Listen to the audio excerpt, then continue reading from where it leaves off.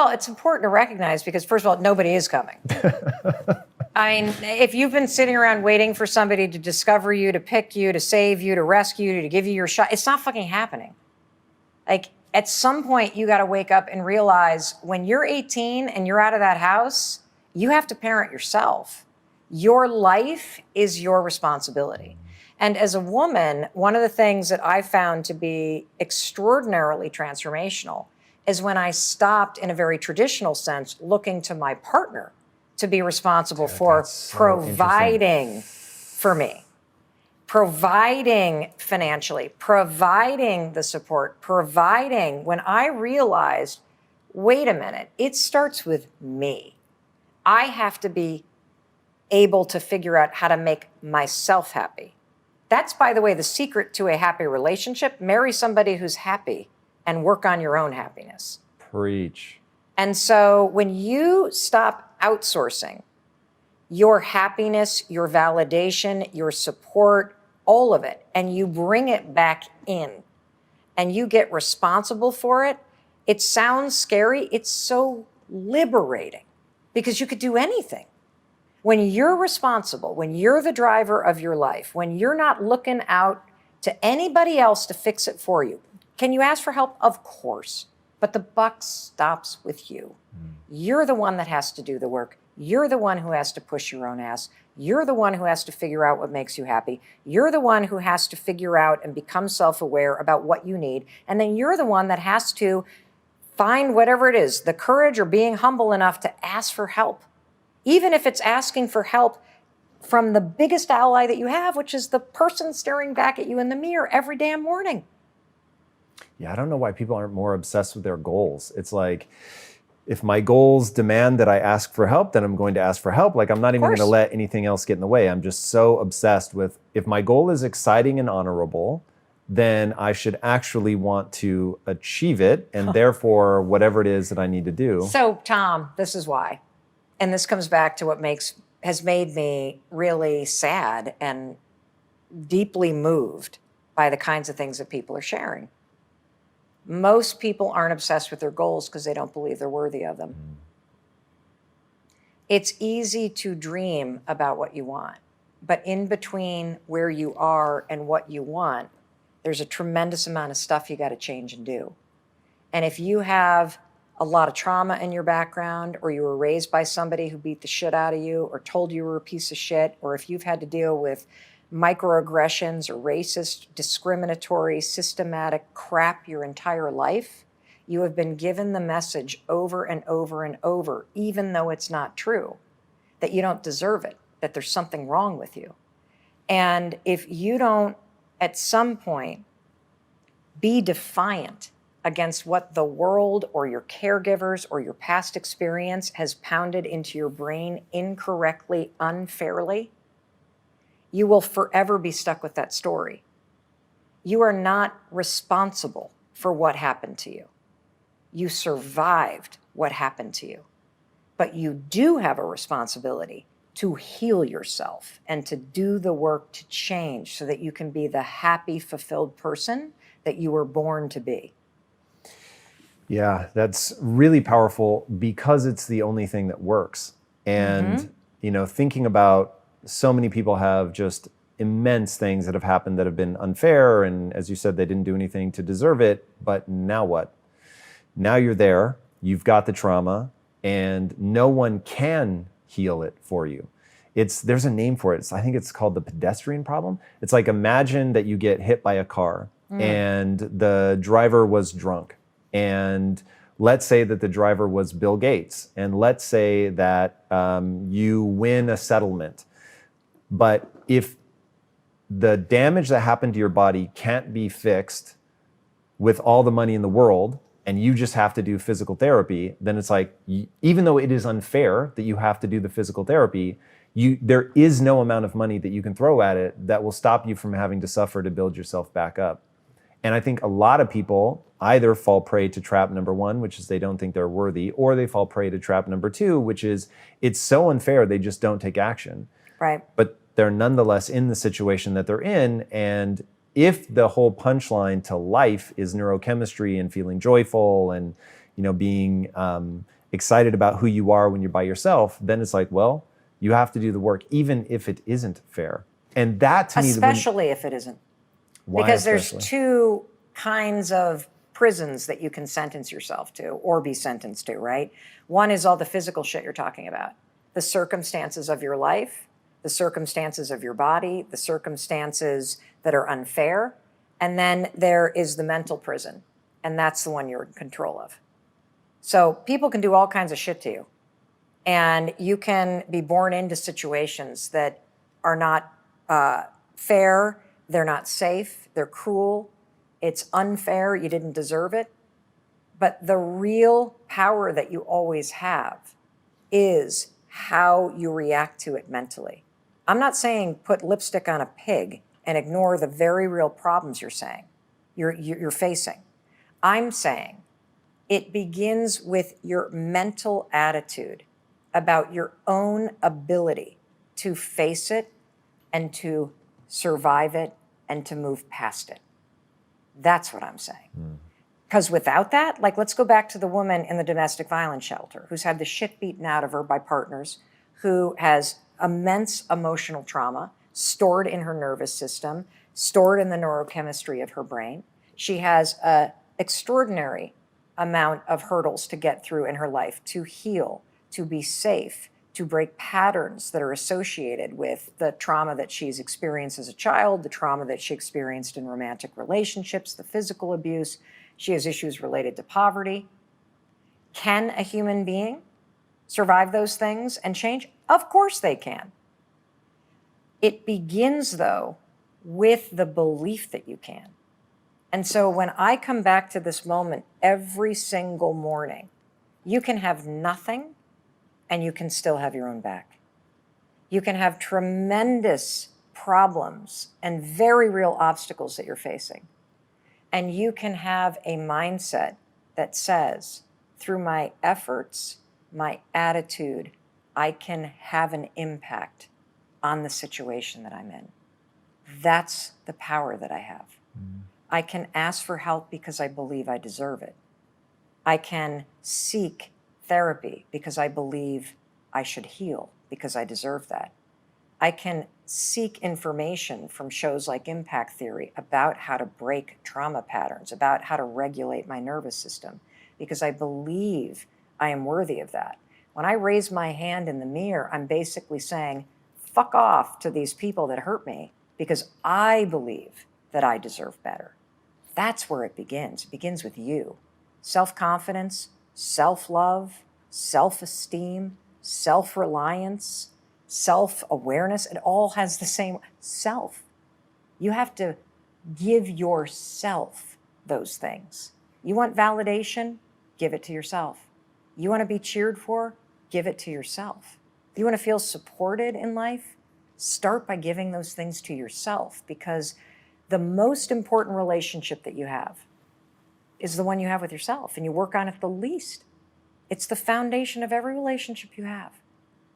And so I believe that there are simple things you can do, from looking at hearts, which doesn't solve your problems. It proves to you that it's possible to change the way your brain works. That's why I want you to do it. It's not going to take away poverty. It's not going to make you lose 100 pounds. It's going to prove to you that, shit, you do have power over the way your mind works. And when you get crafty about training your brain, you can do really cool shit. And when your attitude is optimistic, based on research, we know that you will work harder and keep going because you believe that it makes a difference. It begins with these simple things. Do you feel like you worry too much? Do you feel like you live in your head too much? Do you wish that your mind was a more positive place? You know, my daughter and I are here in Miami, and I'm just like you. My mind can be my worst enemy. I was laying in bed last night and I had fallen asleep, and I kept waking up. And you know what I was thinking about? I was waking up because I could hear people in the hallway kind of coming in from a late night of partying. And you know what the first thing that my mind defaulted to? There being a fire in the hotel. And I started having these visions of my daughter and I going down the stairwell and getting trapped. And then I had visions of us being on the balcony on this room and fire kind of engulfing. And what are we doing? Are we tying a rope? I mean, it's just insanity, absolute insanity. And I used the techniques that I teach you. I went 5, 4, 3, 2, 1. I am not thinking about this. And the thought disappeared because I constantly reset my mindset. And, one of the reasons why I'm telling you this is if you are tired of feeling negative, if you feel often that your own thoughts are the things that trip you up in life, that you wish that your mind were more positive, I'm telling you that I'm the same way. Just because I teach this stuff, just because I study this, just because I do what I do for a living, doesn't make me immune to what it means to be human. And what it means to be human is that your brain and your body want you to survive. Your brain and your body remember situations that scare the daylights out of you. Your brain and your body try to talk you out of anything that makes you feel risky. And your brain, given that it has been trained by situations in the past, and given that you allow it to worry all the time, you have a habit of doing it, if you're not careful and you're not deliberate, your brain will default to scary crap like mine was last night. That doesn't mean you're broken. It means that your brain is thinking something that's broken, and it's time for you to reset your mindset and pull it back.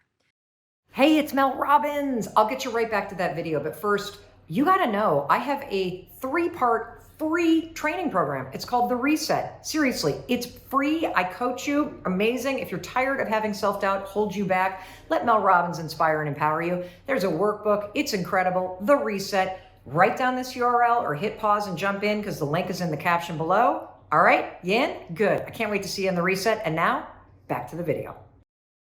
I want to teach you how to train yourself to dream big. It's actually a skill. And dreaming big is something that we used to do as kids, right? It was so easy as kids to sit in class because you were bored with, whatever it was that your teacher was doing, and you started to daydream. And as adults, we tend to lose that ability. So the Dream Book is going to be your companion to this program. And here's my philosophy about training yourself to dream big again as an adult. In the Dream Book, one of the things that you're going to be doing as a daily practice is you're going to do something that I do in my book. And that is every time I crack this open, because I keep my notes in here, is I write down the 5 things that I dream about.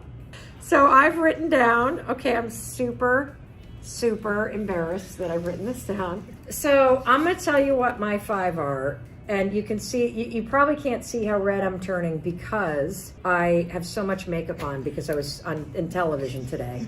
And in television, they put a lot of makeup on you. In digital, I normally look like shit. But this is why we all need to learn to dream big and to dream authentically, because when you talk about it, you immediately shrink because we're trained not to have these aspirations. So the first thing that I wrote down is I want to be the #1 talk show in the United States. You know what's so fascinating is I used to dream of just actually being where I am. And now that I've achieved that, I have a dream that's even bigger. And what does it mean and why is this dream important to me? And this is part of what you're going to learn in the workbook, but I'll tell you why this dream is important to me. Because if we are #1, it means that the work that we're doing that I care so deeply about, which is helping people heal their minds and heal their relationships and to live a more positive, happy, mentally well life, that we're reaching more people. That's what that means. And that's why I want it. I wrote down #1 New York Times bestseller. I have for years said I don't give a shit about it, but I actually do, I guess. And I think it's because it would be really nice to have the powers that be actually acknowledge the impact that we're making. Do I need it to keep going forward? No. Of course not. And I will keep going forward. I want to make the Time 100 list for mental health and for the work that we're doing. And the reason why is because as much as I like being an entrepreneur that does things in a very innovative way, that kind of public recognition brings with it resources and partners that would allow you to make an even bigger impact. And so when I think about that kind of recognition, it challenges me to dream so much bigger than I'm dreaming right now about the impact that I want to make in mental health. The fourth one, this is not my dream right now, but I wrote this down 3 days ago, and that is to be the happiest I've ever been living in Vermont. The reason why I wrote that down at the time is because my son is going to go to high school in Vermont, and we are grappling with a move. And I had a mental breakdown when we started looking at houses there, thinking I couldn't live here. One of the interesting things about dreaming is your dreams will change. I love the daily practice of writing in your dream book the 5 things you're dreaming about, because you'll notice that there are things that show up consistently for you, and that's a sign that it's important to pay attention to it. It's important to walk toward it. And by writing, I dreamed that I'd be the happiest I'd ever be in Vermont, I was doing the work of trying to shift my attitude about how I was feeling about a move when I'm not that excited about it right now. The 5th one is I want to build a summer house. I grew up on Lake Michigan. I've spent the last 30 years not on the water. I dream to be successful enough that someday, in the next decade, I will have the money to buy a fantastic piece of property on the ocean, and I will build an awesome house that is a gathering place for our family. And hopefully that will not include grandchildren in the next decade. In the dream book, you're every single day going to write the 5 things down that you're dreaming about. And it's okay that they change, because over the course of this month, I just want to teach you how to give yourself permission to dream. And I think it's also important that you saw how embarrassed I got when I had to read the things that I wrote down to you, because I immediately felt, oh God, are you going to judge me? Oh gosh, am I being a hypocrite? Oh God, what if I don't achieve these things? Who am I to say these? How am I going to do this? All that stuff rushed up for me, and I'm the one teaching you how to do this. And it's important for you to see that, because all those feelings are normal that are going to come up, but they're what's currently stopping you from doing the work to live the next best decade of your life and to pursue the things that you dream about. It starts with training yourself to give yourself permission to dream. I have studied morning routines, journaling methods, the science of productivity. It has taken me 3 years to figure out the perfect morning routine journaling method. It takes me less than 5 minutes. Less than 5 minutes. Each prompt in the journaling method is backed by science. It is designed to make your mindset more powerful. It's designed to give you control. It's designed to leverage the world's most powerful research around focus and around happiness. And literally, it takes you less than 5 minutes. I'm going to walk you through step by step this week the science behind each one of the prompts. I invite you to print this out. I invite you to go to the 5-second journal and look at the science. And I invite you to think about what's working for you so you can create a morning routine that really empowers your mindset. Because I don't want you to wake up in the morning and immediately let the world in. You're under siege all day long from the world, from your friends, from your work, from your emails, from your social media, from the television, from the 24-hour news cycle. Your dreams deserve 10 to 30 minutes in the morning for you to get your head on straight, for you to focus yourself on things that are positive, for you to figure out how to build momentum and make progress on something that matters to you today, and for you to work on building your deliberate way of thinking so that by doing so, you're going to reprogram your default network in your brain so that your mind automatically starts filtering the world in a way that works for you. That's why I'm teaching you this, because it's all building on the things you learned in week 1, on days 1, 2, 3, 4, and 5. Okay, we're on day 9 now. So the first prompt is very, very simple. And the first prompt is all about your mood. So the second that you wake up, remember, you're going to get out of bed. If your alarm is your phone, you're going to turn the alarm off, but you're going to leave your phone where it is, and you're not going to take your phone with you to journal, because I do not want you tempted to even look at it. I want your head clear. I want you present. I want 10 lousy minutes for your dreams. Don't your dreams deserve that? Doesn't your sanity and your happiness and your sense of control deserve 10 lousy minutes in the morning? Of course it does. So the first thing I want you to think about is your mood. And the reason why I'm starting with your mood is because there is tremendous research about your mood in the morning and how the mood that you have in the morning and the energy level that you have can impact your confidence all day long. It can impact your productivity all day long. And it's super important for you to do something first thing in the morning to get present to your mood and your energy, and then do something intentional to boost it, because that will have an established, science-backed, proven impact on your productivity and your focus and your happiness all day long. So there's a very simple prompt at the top. It just is, how do I feel? This is your inner compass. This is how you read your energy. It's a little scale, much like a gas tank in a car, from empty to full. Depleted is empty and full is energized. Me this morning, I woke up feeling meh.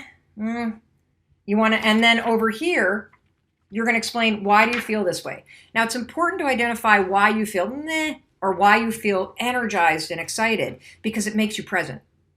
You see, we're tuning you into your inner wisdom. We are teaching you how to be present and mindful. And even if when you get present to something that's negative, we're teaching you how to turn it around. See, negative isn't bad, it just is what it is. When you recognize that you woke up and you're feeling, meh, which is how I felt this morning, now that you're present to it, you've got the power to get deliberate and shift it. So why did I wake up and go, meh? I'll tell you why. Because there was some woman in the room next to me who was awake at 4:15 this morning, yapping to the person next to her. They weren't, doing anything that I hate hearing in a hotel room, other people through the wall, if you know what I mean. I'm keeping this family friendly. But she was just talking and talking and talking. And then I woke up again at 4:37, and I woke up again at 5:12, and I woke up again at 5:57, and then I woke up again at 6:20, and then I just got up. I mean, my alarm hadn't even gotten up yet. And I was so annoyed. And that's why it was like, meh, because of this chick next to me in the hotel room. It's actually the first thing that I said to Mandy. So I wrote down, I feel this way because I kept getting interrupted in my sleep and woken up by this person, and that bothered me. And the other reason why I feel meh is my neck kind of hurts. Sleeping in so many hotel beds, it's been lousy for my 50-year-old neck. So now the next thing that you're going to do, how long did that take? 5 seconds. 5 seconds to circle this, 5 seconds to explain why. Now the next one, most important, to feel more energized, I can. We want to boost your mood in the morning. It takes 5 seconds to think about it. So I wrote down, I'm going to get up and exercise. So my business partner, Mandy, and I, we schlepped our way to a Soul Cycle class, a 45-minute spin class here. It was, I'm not in spin shape. That's what I learned this morning. But let me tell you, it boosted my energy. So in just those 3 5-second questions, I have leveraged very profound and powerful science around mood to take control of my mindset.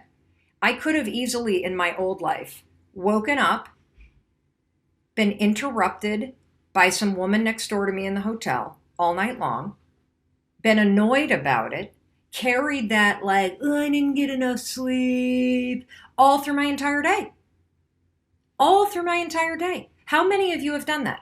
You got a lousy night's sleep, or somebody interrupted you when you're sleeping in a hotel, like what happened to me, or the dog barked and had to go out at 3 o'clock in the morning, or maybe one of your kids came home after a night of partying and then you were upset and you had to deal with that. And then you went back. And so you wake up and your mood is lousy. And then all day long, you basically make one moment where you wake up in a bad mood become a bad day. You're not going to do that anymore.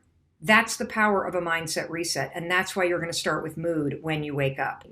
Do it anyway is a mindset trick that you can use when you start to feel excuses rolling up. It works a lot like the 5-second rule. So you have said to yourself, okay, I'm going to talk to my boss today about that thing that I've been avoiding talking to them about. Or maybe you've said something like, I'm going to go to the gym today or tomorrow or whatever. And then the moment comes where you've got to have that conversation. Or the moment comes where it's time to pack up your bag and leave your desk and go to the gym. And what always happens? You don't feel like it. I bet there are plenty of you watching that have made a commitment that, I'm not going to have a drink tonight. And then guess what happens when you get home? You don't feel like not drinking. You feel like having a drink. And so here's what do it anyway has done for me. The idea that I just do it anyway has pushed me to realize and to recognize that there are a lot of moments where there are things in my life that I really want to do, I need to do, I should do, but when the moment comes, I don't feel like it. And so I pull out this idea of, you know what, I'm just going to do it anyway. It's raining outside. I said I would go for a short run. I don't feel like it. I'm going to do it anyway. It's 6 o'clock in the morning. I'm tired. It's cold. I laid out my yoga clothes, but now I don't feel like it. What do? I do it anyway. When you start to say to yourself, I'm going to do it anyway, what happens is something really cool.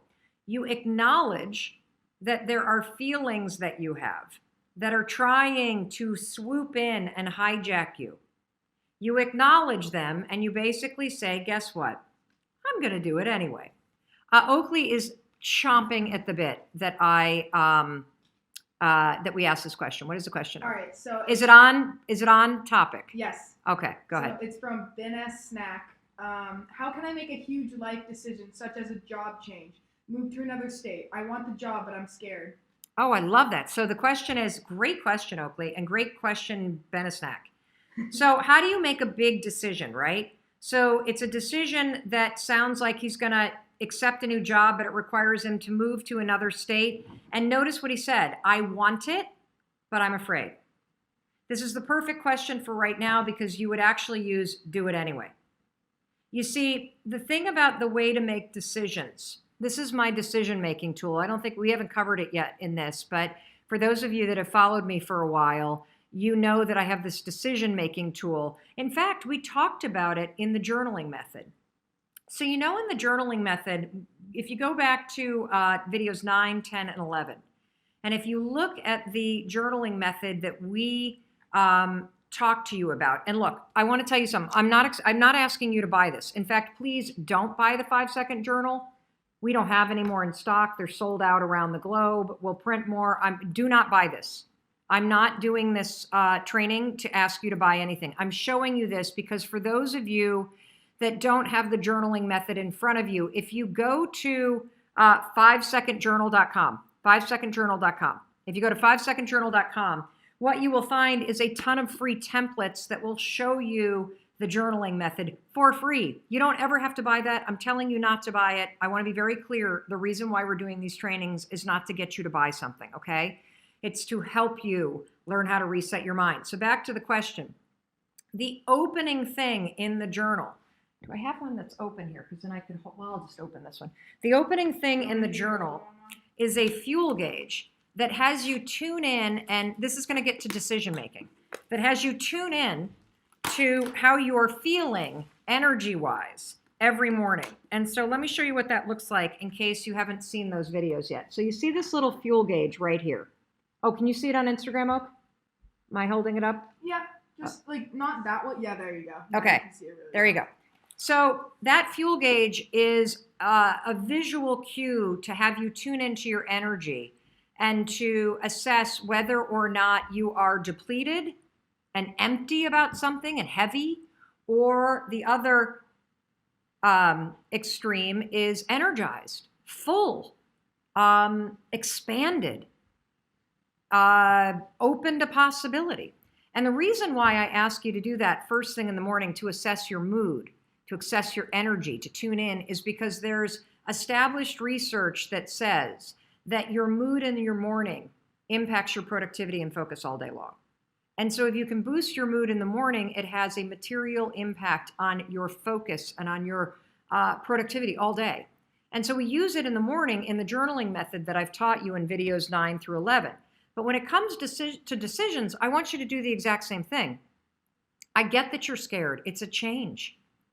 I would be kind of surprised if you weren't a little nervous about doing something awesome, like moving to a new state and starting a new job and all the possibilities that come in with it. So if you're trying to make a decision, do I do this thing that's scary or not? What you do is tune inward and really assess, how do you feel about it? When you think about yourself living in this new place and having this new job and all the possibility and growth that comes with it, do you feel dead and depleted and stuck? Or do you feel energized and alive and full of possibility? You see, if the decision is something that will expand your future, that will create possibility, that will make you grow, then it is 1,000% something that you must do. And you must do it even though you're afraid. And the fear is a very normal thing. And the fear is there because you're about to do something new. But do not use the fear to talk yourself out of making a decision that actually is grounded in growth and possibility and energizing you. So that's how I make decisions, using the stuff that you're learning in the Mindset Reset. And again, you can go back to the journaling method on videos 9, 10, and 11. But if you have a big decision to make and you notice that you're afraid, or you notice that you're stuck up here, go in and ask yourself, does the decision deplete me, make me stuck, make me feel dead, make me feel heavy? Or does the decision, even though it scares me, even though it's hard, is there something about it that expands possibility and opens up my life and will give me an opportunity to grow? If you're in this camp, the answer is heck yes. If you're in the dead camp and the hell no, heck no, okay? All right, cool. Let me give you a shout out real quick, because the do it anyway thing, I do it every morning. Because here's the deal about me, you guys. I hate exercising. I hate it. Yeah, you do. I do. I hate it. But I should say it this way. I hate going. I hate getting dressed for it. I hate driving there. But I love how I feel when I've done it. I love it. And so do it anyway has helped me get through the front resistance, the part that I hate. And it helps me get there. And once I'm there, I absolutely don't necessarily love the exercise, but when I'm done, I love how I feel. And so that's how I use do it anyway, okay?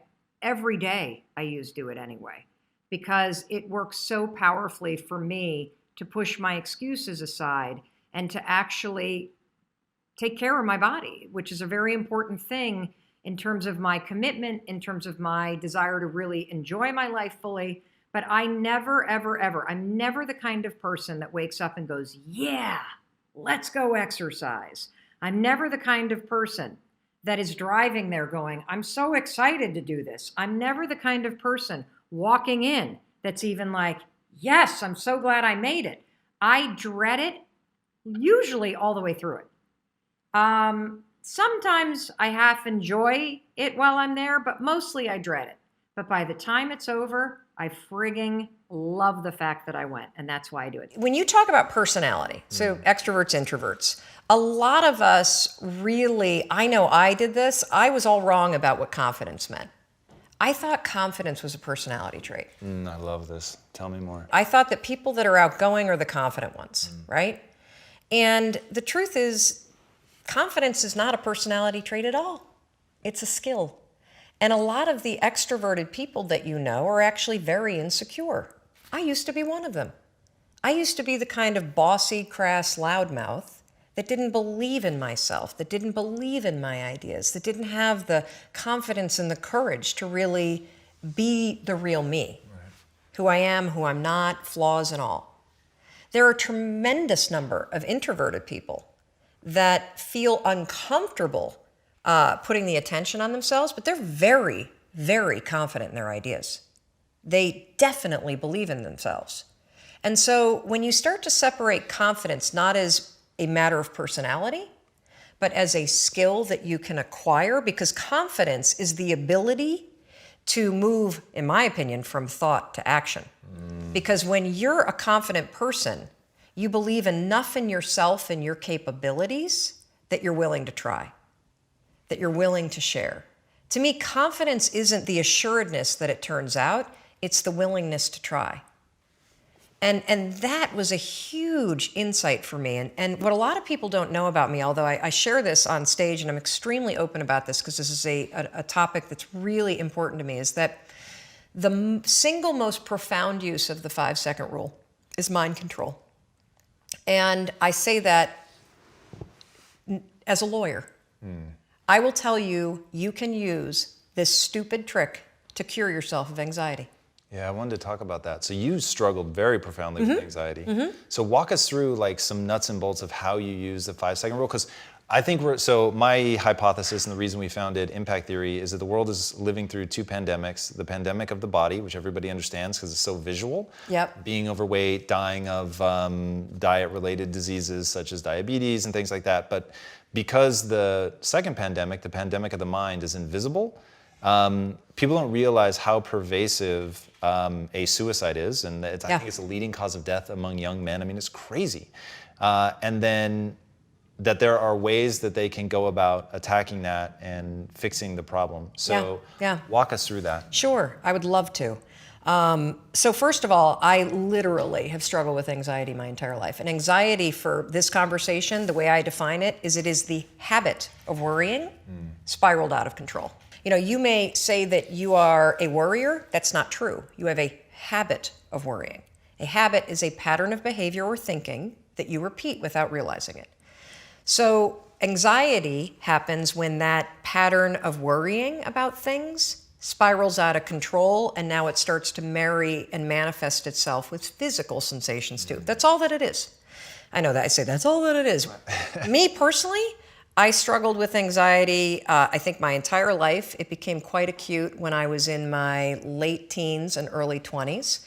I became medicated in the middle of law school. I took Zoloft for 2 decades. When our first daughter was born, who is now 17, the postpartum depression and the cascading panic was so terrible that not only was I medicated and couldn't breastfeed, but I couldn't be left alone with her. Wow. So when I say you can cure yourself of anxiety, I don't say that lightly. 4 years ago, after I had been using the 5-second rule to change my behavior, how I spoke to my husband, how I negotiate in business meetings, how I conduct sales, the kind of parent that I am, my health habits, my eating habits, curbing the drinking, I thought, I wonder if I can use this 5, 4, 3, 2, 1 thing to get control of my thought patterns. Not my behavior patterns, my thought patterns. Yes, you can. So we're gonna build this conversation, because I want to start with something we can all relate to, and that is, how do you stop worrying, and how do you stop listening to self-doubt? This is how you're going to do it. So all day long, you're going to have moments where your thoughts drift, and I use that word on purpose, because for me, there is a physical sensation when you start to use the 5-second rule and you start to wake up. Not only on time in the morning, but you wake up to your life and the opportunities in your life. Your thoughts drift. Like, you'll just be hanging out with your friends, and then suddenly you're like, I'm not sure that person likes me anymore. I haven't heard from my kids lately. I wonder if they're dead, or, as a check, like, you just start worrying about stuff. Why? Because it's a habit. Because when you're not paying attention, your brain shifts from you being a decision maker and paying attention to you just kind of spinning things on autopilot, and one of your habits is worrying. The second you wake up and you notice, holy cow, I'm talking some negative garbage to myself right now. 5, 4, 3, 2, 1. You've just shifted the part of the brain that you're using. You've shifted from the basal ganglia, which is where your habit loops are spinning, and you've awakened your prefrontal cortex. You've also interrupted that pattern. Now what you're going to do, because your mind is actually ready to receive a different thought because of the counting, now you can put in an anchor thought. Like, if you have a mantra, if you've got a vision about the way that your business is going to turn out in 5 years, if you just have a thought that makes you really happy and proud, insert that. Now, why does this work? It works because of the counting.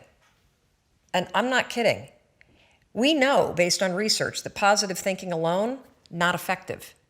In some instances, trying to force yourself to think positive can actually make the worries worse. Why? Well, the reason why is because it's really hard to just change the channel. What we have to do first is basically interrupt it and turn off the TV and then turn it back on with the prefrontal cortex awakened. So the counting is essential.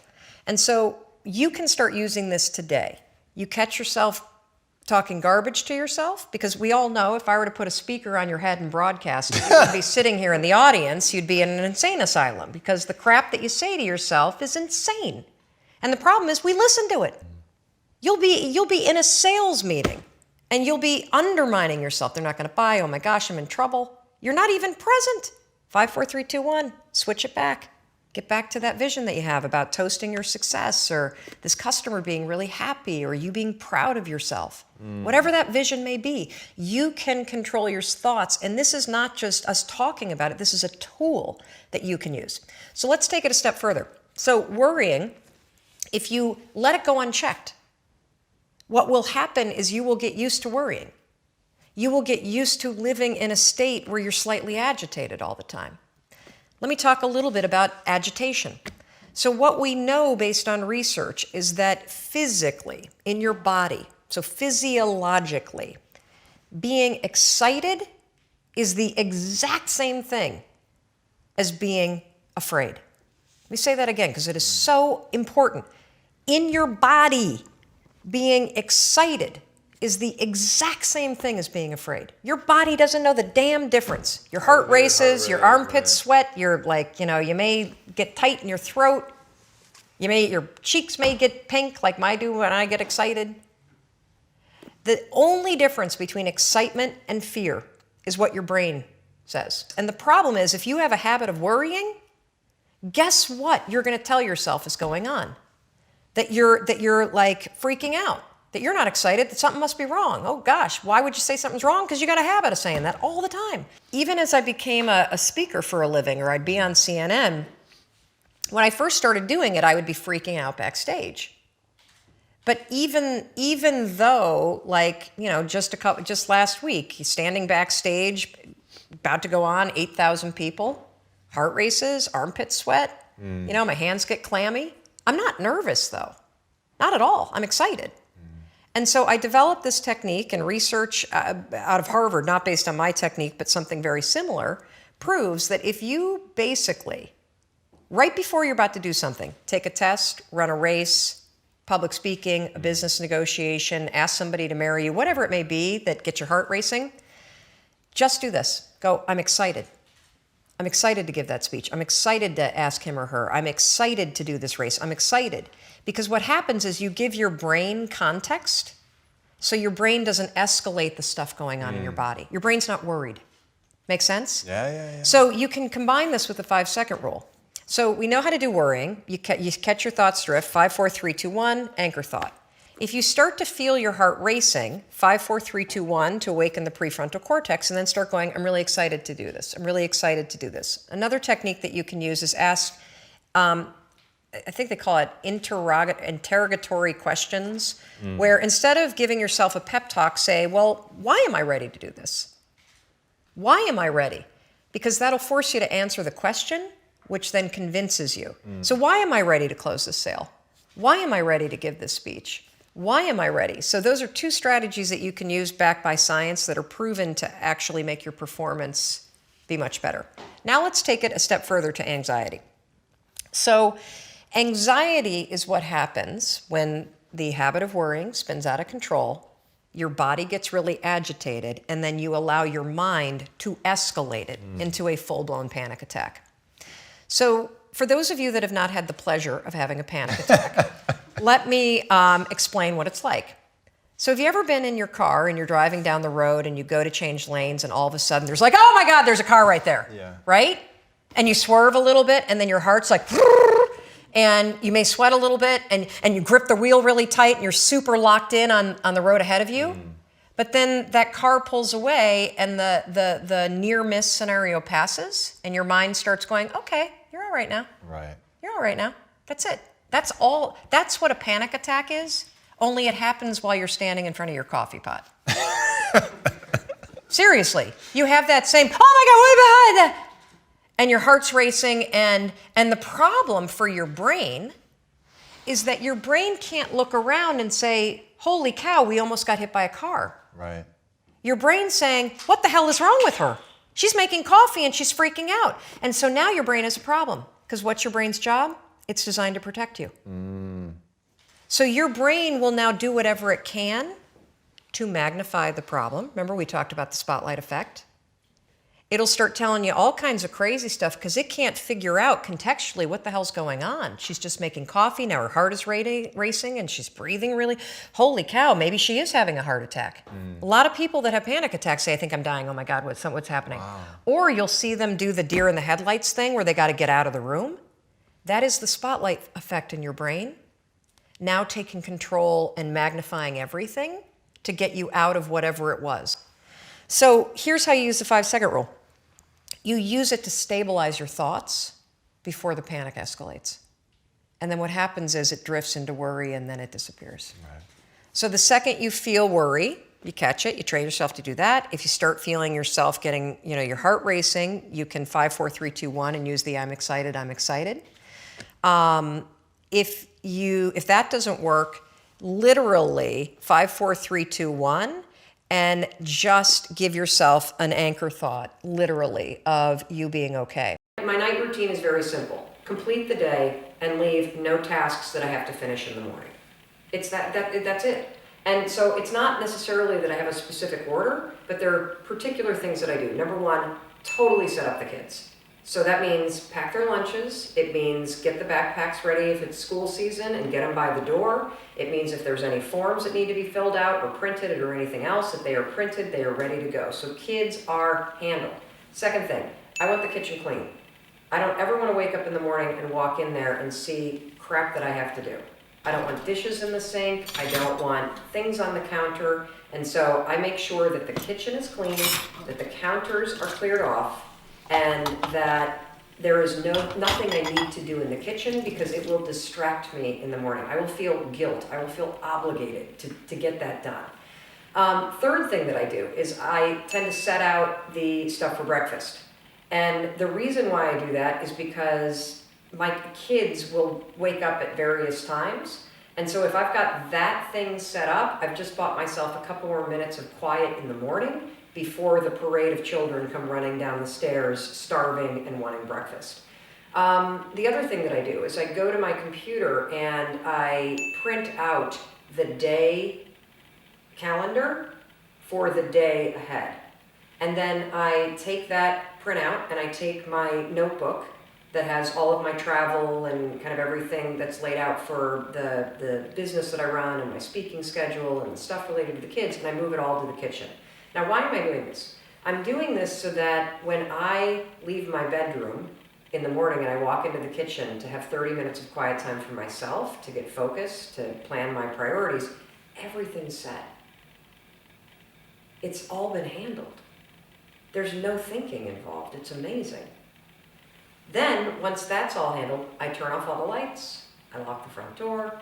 When I walk into my bedroom, the very first thing that I do, I set my alarm, and then I plug my phone in my closet. That is the single most important aspect of my evening routine. Okay, so, this is kind of my brand of advice. It's got to be incredibly stupid on the surface. Yeah. It's got to be so simple, it's really implausible that it works. Mm-hmm. And once you start unpacking it, it has to have a crazy bananas amount of scientific proof and real life proof in people's lives to prove why it works. Okay. So I'll tell you the story first behind the high five habit. Because I did not set out and go like, oh, okay, I've written the 5-second rule book. I need to come up with another 5. I have been toiling away with what book to write for nearly 5 years. Yes. So it's been 5 years since I've had a book in print. And I had this random morning where there's a lot going on in my life. I'm not going to get into it because it's a boring story, but I was just having a really hard time in my life. And I woke up, got out of bed, I made my bed like I always do. I walked into the bathroom, I'm standing there brushing my teeth, and I catch my reflection in the mirror. And my first thought is, God, you look like hell. Seriously. Yeah. And I know women in particular can relate to this, but what a lot of people don't realize is you guys are incredibly hard on yourselves too. And so as I go, God, you look like hell, I start then cataloging all of the things that are wrong with my appearance. I'm like, your gray hair is coming in, you've got stripes on your neck, one of your boobs is lower than the other, you look exhausted. And then as soon as you have a negative thought or a self-criticism, it's sort of like lint in a dryer. Once you start collecting it, it just keeps on collecting it. So now I'm thinking not about how horrible I look or how tired I look. Now I start thinking about all the stuff I need to do. I start going, oh my gosh, I got up a little too late and I've got a Zoom call in 8 minutes. I don't even have a bra on yet. The dog needs to be walked. And I could feel my energy going down. Like I just felt the weight of the world on my shoulders. Yeah. Overwhelmed, uncertain. It doesn't even matter what was going on in my life at that time, because I think it's a universal feeling to feel overwhelmed by your life at times. Yes. And so here I am, a motivational speaker. Unmotivated. Unmotivated, uncaffeinated, no bra on, standing there in my underwear with my dog at my feet. I don't know what came over me. But as cheesy as it sounds, I just raised my hand and gave the tired, haggard woman in the mirror a high five. And it didn't change my life, like right then and there. But something shifted. Like I felt a little lighter. I felt like I wasn't alone. I felt like, okay, this moment in your life is hard, but you can do this, Mel. And I went on with my day. So the second day, I woke up, and this is when things started to really kind of churn in my mind. The first thing that I noticed was this. So I wake up, Lewis, and I make my bed. And I realized I was looking forward to that moment in the mirror where I was going to see myself. Now, look, I'm 52 years old. I will probably have a hot flash during the middle of this interview at some point. I'm a lot older than you. Just don't eat lobster. Yeah, I know. I had a really allergic reaction the last time we were together. Wow. But I have spent the first 45 years of my life either criticizing the woman in the mirror or ignoring her. And this was the first time that I could remember that I was actually looking forward to seeing myself. Sort of like, when I was coming here today, you and I are very good friends. As I was walking into the building, I'm feeling excited to see you. And it wasn't like I was feeling excited to see myself. Like, I'm not like, yeah, because I got a lot of crap going on in my life. But I felt a little bit like I'm about to see a friend. And so that second morning, I high-fived myself again. And again, I feel something shift. I feel just a little lightness in the mood, and I go on with my day. So the third morning, I do it again. And again, like lightness. And so I keep doing it. A couple weeks go by. And now I'm starting to feel a little bit of momentum. And I'm really enjoying it. I have no idea what the hell is going on. I haven't even done this in front of my husband, Chris, yet, because let's be honest. Standing in front of a mirror. High five yourself. Yeah, like, come on, how pathetic does it get? You're like, is your life that bad? So I snap a photo of myself. I've got my retainer in. I got bed head. Like, I'm not looking glamorous. I did not expect this to be the photo that would ignite a movement. And within an hour, I posted on my story on Instagram. Within an hour, at least 100 people tagged me. All over the world. People high-fiving the mirror with their kids, people on a submarine high-fiving it in the military, people MMA, like just, and I thought, okay, wait a minute. Maybe I'm not the only one that needs a little boost in the morning. Maybe I'm not the only one who feels alone. Maybe I'm not the only one that is missing a sense of encouragement and control and confidence in an overwhelming moment in my life. Maybe there's something here. And then the messages started to come in. Whoa, Mel, like I have been using this for 5 days. This woman wrote to us, Lewis. She's had body dysmorphia for 20 years. Has not been able to look at herself in the mirror. 5 days of doing this high five. And she said, I can look at myself and I even see beyond the body. I see the person. And I can grin. We had a woman who wrote to us who said that she was in a domestic violence shelter. She had escaped a very abusive relationship, She had seen me talking at our friend Jamie Kern Lima's event. She started doing the high five thing. She DMs us and she says that, I have childhood trauma. I've just been in a physically abusive relationship. I've lost everything. I'm in a domestic violence shelter. What this high five in the mirror is teaching me is that I still have myself. And so that was when I said, I got to figure out what's going on. Right. And I started to unpack the research. And the research around this simple ritual, I love that you called it a ritual because I want people to habit stack this with brushing their teeth. Right. This is so life-changing. It's so simple. The science here is like, you can't believe it. And once I unpack it, you're going to be like, I can't believe how cool this thing is. Right. So what's the science say? Okay, so the science. Let's start with the first thing. So the first thing is that when you first try it, okay, you will not be able to raise your hand and high five yourself and be like, you suck, Mel, or today's going to be terrible. And there's a reason for that. And the reason is that for your entire life, you have given other people high fives. So when you give a high five or you receive one, what is a high five? Just the gesture alone. What does this communicate if we do this to each other? We high five. Nice job, good work. You're doing amazing. Yeah, keep it up. Yeah, I believe in you. I love you. Let's go. If you blow a shot and you got to get back in the game, a high five's like shake it off. You can win. Yes. And so all of that lifetime of high fiving other people and the messaging associated with it is programmed right here in your subconscious brain. Right. There's a field of study called neurobics, which is about... Neurobics. I know, I didn't make that up. Sure. It's interesting. Physical movement plus new neurological activity. When you marry an unexpected physical movement with new neurological activity, it's the fastest way to forge new neural pathways in your brain. Okay. Okay? We know the example, you've covered this on your show, of brushing with the wrong hand and thinking positive thoughts.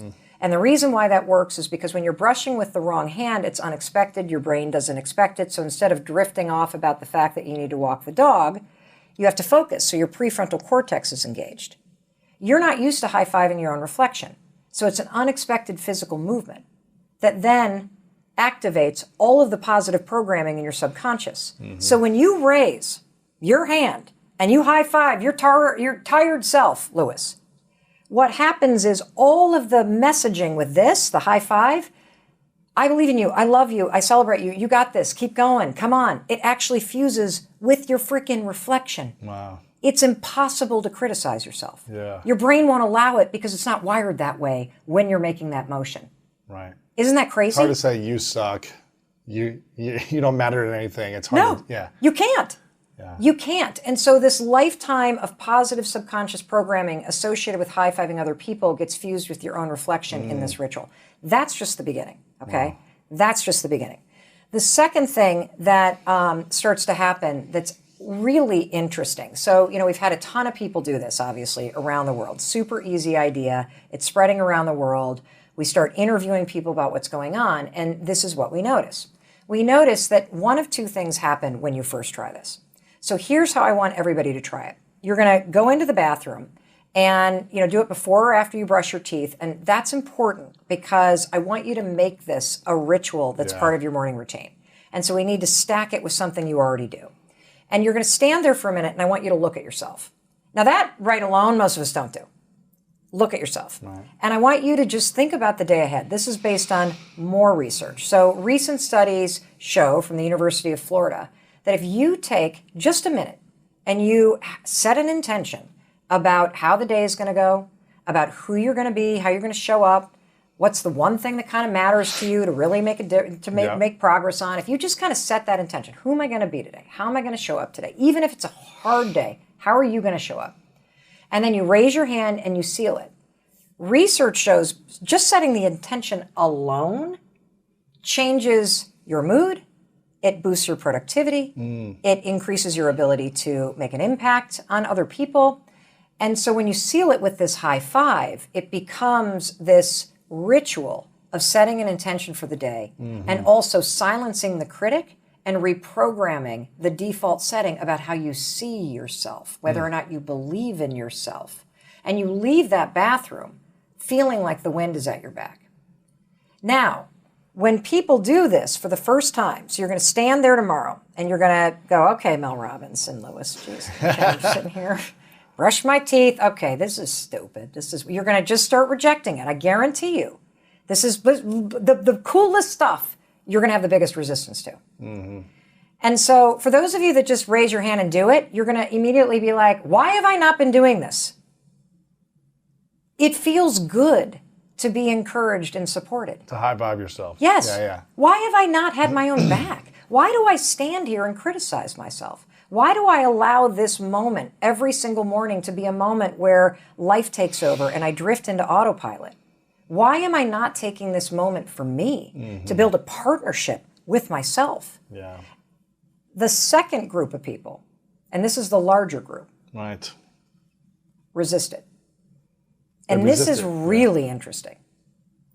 And the reason why you resist it, and the reason why it feels weird, is because you believe you're not worthy of support or celebration. From yourself or from others? Period. Wow. So why do we think we're not worthy of celebration? Well, for people that grew up in a chaotic, violent, or whatever household, it was your lived experience. Yeah. I think that for many of us, we look back on our lives and, the cognitive negative bias has us focus on the things that went wrong. Mm-hmm. And so you begin to tell yourself a story about your life that is basically a pyramid of all the things that you regret, of all the things that you wish had done over, of all the things that you don't like about yourself. And so you drag that with you into the bathroom every morning. Yeah. And you stare at the mirror and you see somebody that has screwed up. You see somebody who's not where you're meant to be. You see somebody who doesn't have the number on the scale or the car that you wanted or the job that you had hoped for or the relationship that you had always dreamed about. And so standing there, you believe you're not worthy of support or celebration. And it's this deep belief. We talk a lot in the personal development space of, oh, I'm not good enough. I actually think that's the polite thing that people say. I believe that people have a much more horrible way of talking to themselves. Like what? I can't say it on TV, but I can say it on the internet. I'm a piece of shit. Yeah.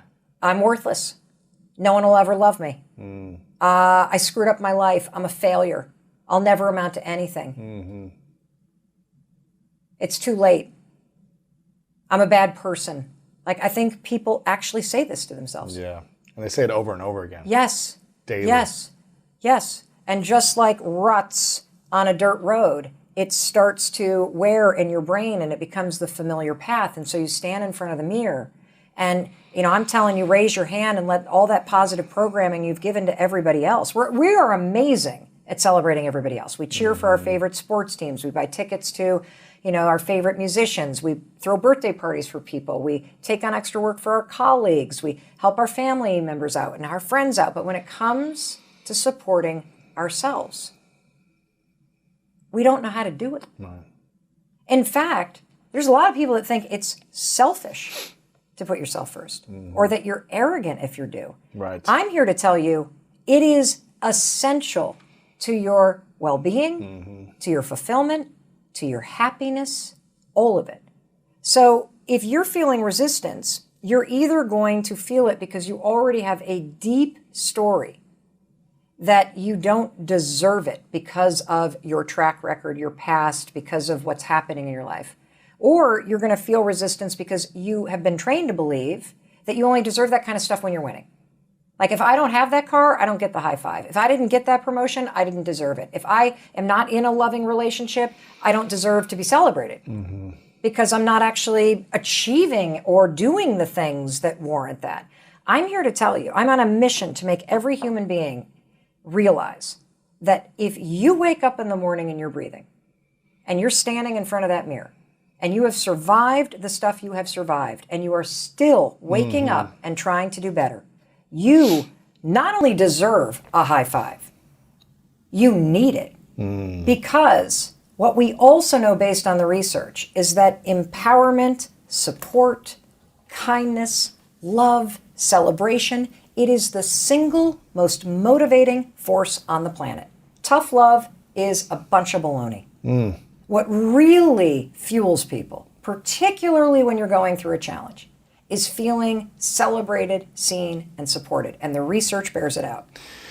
Yeah, I can think of the times when I was with on sports teams where I had great, loving, encouraging coaches. It made me want to work harder from a more energized place, an abundant energy. But when I had the coaches that would just degrade you and put you down and call you names in front of your teammates and make you feel bad, it would drive me to try to be better, but it was always like harder. And I never felt satisfied. I never felt fulfilled. I always felt like even when I accomplished something, it still wasn't good enough. Yeah.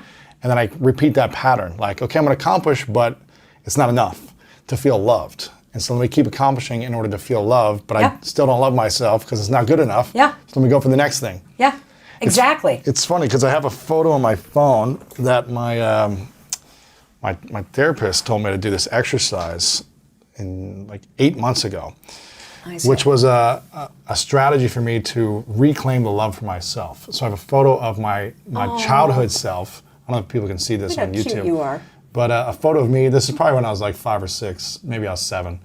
But something that I've tried to do and really been integrating in my life is to reconnect with the child where I felt like I stopped loving myself. Okay, so let's talk about this right now. Yeah. You ready? So let me talk about this image. So let's talk about the Lewis this age, Right. standing in front of a mirror.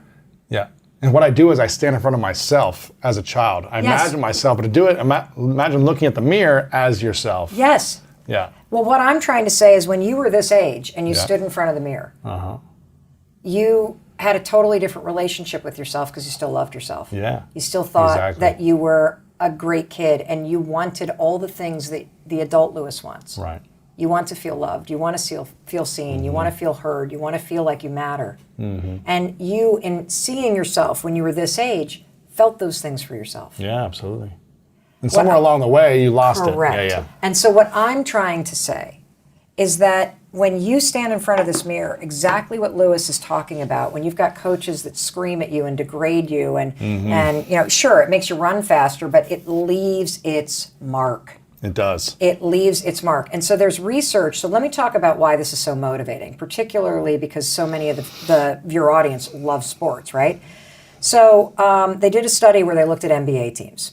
And what they wanted to take a look at was, does fist bumps, backpats, and high fives make a difference in a team winning? Touch, right? Didn't they do like a 2020 special in this or something? I don't know, but if they did, I need to watch it. Yeah. But so like the power of touch, but I think it's deeper. It's the power of encouragement. Interesting. And so what they found is that in the study, at least in the years that they looked at, you could take a look at the teams that made it to the championships in the NBA, go all the way back to the preseason, and those were the teams that had the most number of fist bumps and back pats and high fives. Yep. Wow. And the same was true about the teams that were the lowest in the league at the end of the season. They had the least amount of fist bumps, high fives, and touch. Why? So they're the least encouraging. Correct. Those sorts of gestures build trust and partnership. I'm telling you, when you stand in front of a mirror and ignore yourself, you're like the losing NBA team. Interesting. Selfish, on your own, isolated. You're not in partnership with the person you're staring at in the mirror. You don't have your own back because you're ignoring yourself. Yes. There's another study, and this one is, I think, even more powerful. So they did this study where they wanted to know what's the most motivating thing to help somebody get through a really big challenge. The researchers divide kids into 3 groups, right? And they gave each of the groups of kids very challenging problems to work through. And they wanted to measure, okay, how resilient, how long would they work, what were their attitudes like? And then they measured it based on, well, what form of praise or support are we going to give each one of these groups? And let's see what's the most empowering. Interesting. First group gets what we know to be the fixed mindset stuff. The praise was all verbal praise, and it was simply about a trait. Lewis, you are so smart. Lewis, you are a super student, praising something that is just sort of a compliment about you. The second group of students working on a challenging problem got praise based on work ethic, so something in their control. Oh, Lewis, you're working so hard. Lewis, you got such good perseverance. Lewis, you're really like just grinding away over there. Good job. Those guys did better than Lewis, you're smart. Lewis, hardworking, better. The third group, The researcher simply walked up, did not say a word, and high-fived the kid. Really? That's it. That's it. That group, literally, exponentially, more motivated, worked longer, interesting. worked through more challenging problems. Now, here's the big question. Why? Why would a simple high five with no verbal praise be more empowering and motivating and inspiring and develop more resilience and confidence and motivation inside somebody? And the reason why is this. A high five affirms your deepest fundamental needs. It's not just a gesture.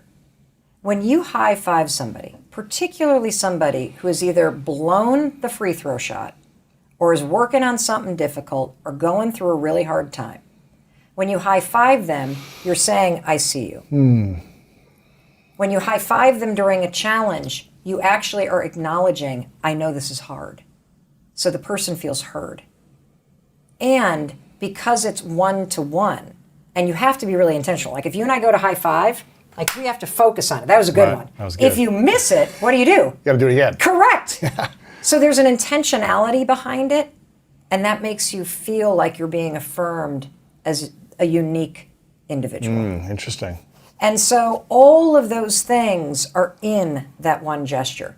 Now, it goes even more. So there's even more here. So I was talking to our buddy, Dr. Daniel Amen, right? And so one of the world's leading experts on Yes. brains. He's got like 60,000 brain scans. I think it's like 120,000. Oh, is it at this something point? crazy, yeah. So he was so excited about the high five habit. He completely geeked out. He's like, oh my gosh, yes, yes, yes. He's like, yes, neurobics. Yes, yes, yes, yes, yes, yes. So he said, let me tell you what else is going on, Mel. And I'm like, really? There's more? He said, yeah. He said, you know how when you do it, you said you felt like a little kind of boost in your mood. He said, well, there are two things going on there. He said, first of all, when you cross a finish line in a race, what do? Put your hands up. Yeah. What do you do when your favorite You team high-five scores? someone, Yeah, you yeah. high five somebody. What do you do at a musical concert? Yay! What do? You know, you're raising your hand in celebration when you high five somebody or fist bump them or put your arm around them. That raised arm gesture in a positive sense triggers your nervous system to tingle with celebration.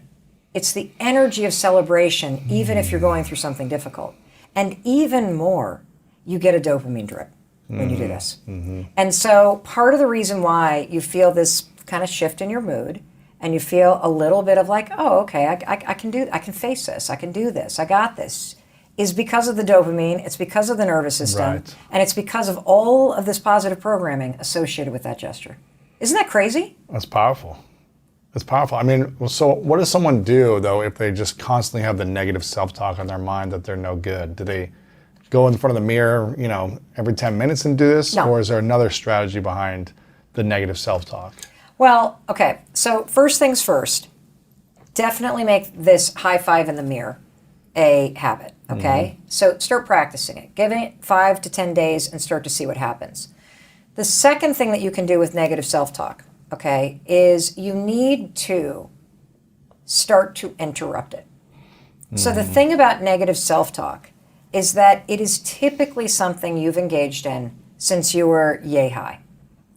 And in addition to it being wired into your brain, it is also something that can get triggered by your nervous system in stressful situations. And so the first step, and we can talk more about the filter in your brain and how the filter in your brain is causing you to stay stuck in a lot of this negative self-talk and how to use your mind to help you. But the first step is you got to do the awful part of getting self-aware Yes. of what the voice is saying. And the way that you do that, there's a couple techniques that you can use to create what researchers or psychologists call objectivity. You want to separate yourself from the voice. Yep. So you can do what Lewis is doing. He's writing down right now in a journal. You can keep just a little notebook with you, and you can kind of catalog when your attitude tanks. And what are you actually saying to yourself? Yeah. Okay? So should we write down all the things we're saying? You could. Negative about ourselves? You can. You can. I personally do it this way. I start to notice when I feel down, or I start to notice when my energy drops. And then I tune into what I'm thinking about. And if it's negative, I go 5, 4, 3, 2, 1. Yeah. I literally notice, oh, you're sitting there thinking you're a bad person again. Oh, you're sitting there thinking that somebody's mad at you again. Oh, you're sitting there thinking that you screw everything up again. Oh, you're sitting there thinking that that nothing ever works out for you. Oh, you're sitting there thinking that you've blown it. Interesting. And then I go 5, 4, 3, 2, 1, and I go, I'm not thinking about that. That's the most basic technique to use, because what I want you to do, since this is like operating on autopilot, it's encoded right here. When you're not really thinking, this is what's running, kind of like the soundtrack of your life. When you just start to notice that you have a thought that's not helping you, you can't control that it popped up, but guess what you can do? You can smack it down. Yeah. And so I use the 5-second rule, which we've talked about a lot on your show. Count backwards, 5, 4, 3, 2, 1. The counting backwards awakens your prefrontal cortex. It gives you a moment of control. And then the way to build distance, Lewis, is say, I'm not thinking about that. And here's why. You're so used to thinking this way, I can't just say, stop thinking you're fat and start thinking that you love your body. Right. It's not going to happen. Yes. It's not going to happen. Right. So you've got to go, oh, there I am. I'm trashing the way that I look. I'm telling myself that I'm overweight. I look like shit. I'm hideous. Nobody's going to love me. Be like 5, 4, 3, 2, 1. I am not thinking about that. It's an act of defiance. See, I want you to go from these negative thought patterns to a more positive, empowering, high-five attitude. Because if you continue to live in, I'm fat, I'm unworthy, no one's going to love me, I've screwed up my life, that will be your life. Right. And the trick on this is, I'm not saying change your thoughts and unicorns appear. I'm saying change your thoughts so you stop the 24/7 beatdown. Yeah. And learn how to lift yourself up so that you can face the things that are going on in your life, and so that you can take the actions that you need to take to change your life. Because the reason why you're not changing is not because you're not capable. It's not because of the trauma or your past or anything else. It's because of the beatdown. That's why you're not changing. Yeah, it's draining. It's draining. It's demoralizing. It is, and by the way, if you constantly are like, I'm unlovable, I'm worthy, I'm this, I'm that, why on earth would you feel motivated, or do you think you deserve to change? If that's the thing in your mind. It doesn't work. And so pay attention. When you feel your energy go negative, be like, oh, okay, what am I, oh, whoa, that's disgusting. 5, 4, 3, I'm not thinking about that. You don't have to insert anything else. Let's just practice shutting it the hell up. Right. The second thing you can do is, once you kind of get good at interrupting it, I want you to name, like, let's turn it into a character. So I did this with our son Oakley when he was struggling pretty profoundly with anxiety when he was in the 5th grade. He named his anxiety Oliver. And then we asked him to describe Oliver. And Oliver was like this pimply-faced kid that, what is that, the Diary of the Wimpy Kid kind of bully-looking kid? And whenever the negative worries and stuff would come up, he would you could literally hear him go, Oliver, shut up. And it is the ability, what's happening when you name it and picture the person, is that you're able to detach yourself from that voice in your mind that's talking. Because that voice is typically a caregiver that either talked to you that way or talked to themselves that way, or some bully or some trauma experience or some nasty coach that beat this into your head. It's from somebody else. And so we want you to separate yourself so you can be like, oh, that's what Oliver sounds like. That's not actually how I want to talk to myself. Right. And so identifying it, interrupting it, and then you can get into the really incredible magic of rewiring your brain to work for you. Yeah, I think Ethan Kross, who's a psychologist out of the University of Michigan, has a book called Chatter, which is about all the different psychological strategies for eliminating the negative self-talk and improving the quality of your mind. And he says, start coaching yourself just like you would have a great coach coaching you. Have someone like a character in your mind coaching you, celebrating you with your self-talk to help you kind of shift out of that by interrupt it, then coach yourself. What would Lewis say to me? What would Mel say to me? Yeah, exactly. And here's the tricky part of this. So the tricky part of this is that I personally think most mantras are also complete garbage. And the reason why I say that is because you don't freaking believe them. Right. So if you think you're worthless, you're never going to be able to stand in front of a mirror and change your life by going, "I'm worthy," because your brain's like, "Who? No, you're not. What? Yeah. No, you're not. We've been talking about this for your life. You're not Yes. worthy. You want me to show you something?" So you have to interrupt it, and if you're going to try to replace it, what you need to do are two things. Number one, you have got to come up with, I should have called it pathetic mantra because it would have been easier to remember. In the book, I called it a meaningful mantra. We should just call it a pathetic mantra. You need to come up with something that's like, okay. You know, like if you're really like bad and you think you're a horrible person, like don't make your mantra, "I'm amazing." Make your mantra like, "I'm doing the best I can." Yeah. That's it. Like, Something simple. yeah, you can believe that, right? You can believe, yeah, I'm trying. You know, I'm not meaning to screw up. I'm doing the best I can. Like that I believe. Yeah. And that's better than, boy, I'm the best in the world right now. yeah, no, you're never going to believe that. Yeah. Ever, ever, ever. Like, for example, if you struggle with health and weight and stuff, it's probably going to be hard for you to stand in front of a mirror and be like, "I love my body," because you've been rejecting it. So instead, look at yourself in the mirror and use a meaningful mantra. I deserve to feel healthy. Right. And I'm going to treat myself in a way that proves it. Yeah. That's it. That's different. It's different because it's believable. The only other thing that will change the way that you think is behavioral activation therapy. So there's a lot of the tools in this book that are grounded as a baseline in the body of research Yeah. around behavioral activation therapy, which I know you talk about all the time on the show, which is basically act like the person you want to become. Right. If you want to be more like Lewis, act like Lewis. Follow his morning routine. Take his advice. Interrupt the garbage, Oliver, in your head. 5, 4, 3. I'm not talking to you, Oliver. What would Lewis say to me? How would Lewis talk to Lewis? And start to act like the person you want to become, and something interesting happens. And this is why the high five works, by the way, because it is an action. You are acting like somebody Right. who believes in and loves themselves. Yeah. That's why it works. Move into motion. Don't just think only, but Yes. move and act. So, on it. so when you see yourself, you know, we always talk about positive morning routines. Let's talk about negative ones, okay? Because your negative patterns are the reason why you have Right. horrible self-talk. Right. Like when I was in law school, I hated my life. My anxiety was out of control. I was out of control. I hated law school. And so my behavior actually reflected my state of mind. I would wake up hungover. I would immediately think, "Oh my God, I'm late." I would then reach for a cigarette and light it. Then I would run around the apartment getting dressed and trying to find everything because nothing was organized.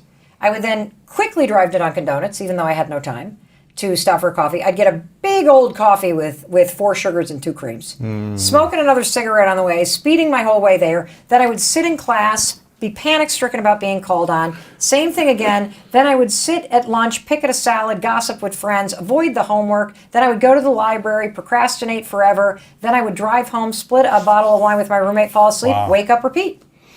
When you see somebody's actions, you can typically predict just how bad they're trapped in their mind. Absolutely. But I think we all are. I mean, I think even people that have healthy habits don't have a healthy relationship with themselves. That your self-talk is ground zero. Because how you talk to yourself, what you think about yourself when you look in the mirror, that sort of default setting in your mind, geez Louise, I mean, it makes me really sad, honestly. I gave my first speech in 2 years because of the pandemic yesterday in Salt Lake. And there was a book line. And even though everybody had masks and they were 6 feet away, you could see the pain in people's eyes, the isolation, the sadness, the overwhelm, the feeling of uncertainty. Yeah. And I think that people are feeling way more uncertain and afraid than they're actually saying right now. That the sustained amount of change that we've been having to manage, Yeah. it's too much. You know, it's a lot. And if you stand in front of the mirror and you can't see somebody that's worth supporting through this, you're just going to continue to go down. Because the one person that you spend your whole life with is you. Yes. And this is the relationship you need to be working on. Like you want to be loved, you better learn how to love yourself. You want to feel worthy, stop looking for it out there and treat yourself like you're worthy. How do you do that? Well, by pushing through the resistance and raising your, like if you can't freaking high five your reflection, Right. you can't do that. How the hell are you going to make things happen in your life if you don't think you are worthy of support and celebration, particularly when life is hard? Yeah, how you gonna believe that other people are going to do that for you as well? If you can't do it for yourself, why would other people? Well, actually, this is why people's relationships don't work out. Because you're looking outside yourself for the things you actually need. For validation. Correct. You are chasing people and seeking validation in romantic relationships. And that will end when you can stand in front of that mirror and validate yourself. When you build yourself up, when you support yourself, you show up totally differently for everybody else. When you know that you can have your own back, you're not going to be looking for the validation from your boss or your friends or all these other things. People have problems with boundaries because they can't look themselves in the eye. So how the hell are they going to look somebody else in the eye and say, actually, this doesn't work for me? Well, thank you for having me. And you, I think of probably anybody on the planet will get what I'm about to say in your bones because you understand the profound impact that the 5-second rule as a starting ritual has had on millions of people's lives, helping them move from thinking to doing. And even sitting here, Jim, with you, which it's just an honor being such a fan of your work too, to be here with you, even sitting here knowing the impact that the 5-second rule has had on millions of people's lives. Yeah. I'm going to tell you something. What's that? The high five habit is an even bigger deal with more profound change. And I can't wait to unpack it, but I'll tell you personally, I used the 5-second rule to turn my life around, to go from being bankrupt to being extraordinarily successful, to changing every habit I have, to improving my marriage. It got me into action. But I'll tell you what it never did. It never silenced the critic in my head that I lived with. It never ended the relentless beatdown that I was giving myself. And it never broke the habit that I had of constantly hating myself or focusing on the things that weren't working instead of celebrating myself and focusing on the things that were.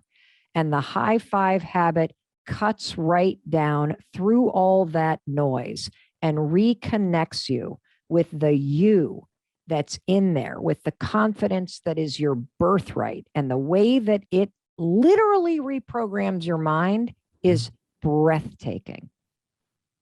Well, we talk a lot about morning routines, and this was the easiest thing to add to my morning routine. That's given me so much in return, and not just in terms of in a short period of time, in terms of ripple effect, but even just immediately, just celebrating myself in the bathroom mirror, and what we could talk about how that works. I'm also, by the way, pulling back, a big fan of just counting down from 5. Getting myself out of bed or getting myself to put on my running shoes, and so I could see the difference in how they complement each other so well. And so maybe we could walk our listeners through this. And I would highly recommend everyone, our audience loves to read, to make sure you get your copy also as well. Well, so it's very simple. And since I know that your listeners want to get right into the science and right into what to do, I'm not even going to tell you the story because I did not set out to create this. I created the high five habit on a morning that everybody can relate to, a morning where life felt overwhelming, a morning where I felt defeated, a morning where I felt sort of stuck and dreading the day. And I was standing there brushing my teeth, Jim, and I catch my reflection in the mirror and I think, oh, you look like hell. And then all of a sudden I started to criticize the way that I looked, like the dark circles under my eyes, the the bags under my like kind of chin and neck, and one boob's hanging lower than the other. And then once your thoughts go negative, they kind of take you down. So now I'm thinking about my day ahead and I'm beating myself up. Why'd I get up so late? And I've only got 8 minutes to the first Zoom call and the dog hasn't even been walked. And you just said something interesting. It's an easy thing. The high five habit is an easy thing to add to the morning routine. We all talk a lot about morning routines. It wasn't until I discovered this that I realized there was a piece to my morning routine I was not even aware of. A habit that I needed to break, Jim. A habit that gratitude and exercise and all this stuff was not actually erasing. A habit of standing before the bathroom mirror and either ignoring the human being you see in the mirror or criticizing them. That is how we start our day. 91% of women don't like how they look. 50% of us can't even look in the mirror. I know it's true for men too. We stand in judgment. And so what happened for me this morning, here's the high five habit. It is profoundly simple. It's going to change your life the second you're done brushing your teeth. And I want you to do it right after you brush your teeth, because I want you to stack this habit with something you're already doing, because you know, because you listen to this podcast, that it's the fastest way to learn a new behavior. Let's get the gunk out of your teeth so you don't spread dragon breath on everybody. Now let's get the gunk out of your head so you're not spreading negativity throughout your day. As you stand in front of the mirror, I want you to leverage a little piece of research from Harvard. New research shows that if you take less than a minute and you intentionally think about the day ahead and how you're going to show up as a leader, it changes your productivity, your focus, how you show up, and your ability to impact people. Let's throw that out the window in terms of being a leader, and let's look in the mirror and let's use that for ourselves to improve our own lives. I want you to take a second and I want you to realize there's actually 2 people in the bathroom every morning, Jim. There's you and there's a human being in the mirror that's been waiting for you to wake up and realize they need you. They're trying hard. They've got a good heart. They need your support and your encouragement. They need you to see them. They need you to love them. That is literally what I'm talking about when I talk about the high five habit, that you wake up and recognize there is a person you go through life with that stares you back in the mirror every morning, and your habit right now is to tear them down or ignore them. And I want you to set an intention, and I want you to look at them in the morning. And this is going to feel weird because you're going to realize I've never actually asked myself this question. And here's the question. What is that person in the mirror? What is she or he or they? What do they need from me today? We think about it for work, for our families, for everybody else. You've never stopped and asked yourself, looking at yourself in the mirror, how do I need to show up for that person today?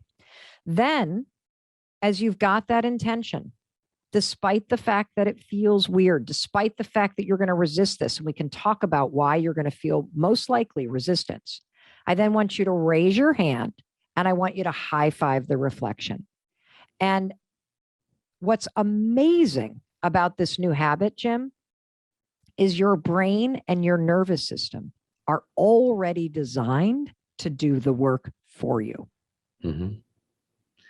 Because also, I mean, you think about how we high five other people, you know, throughout the day.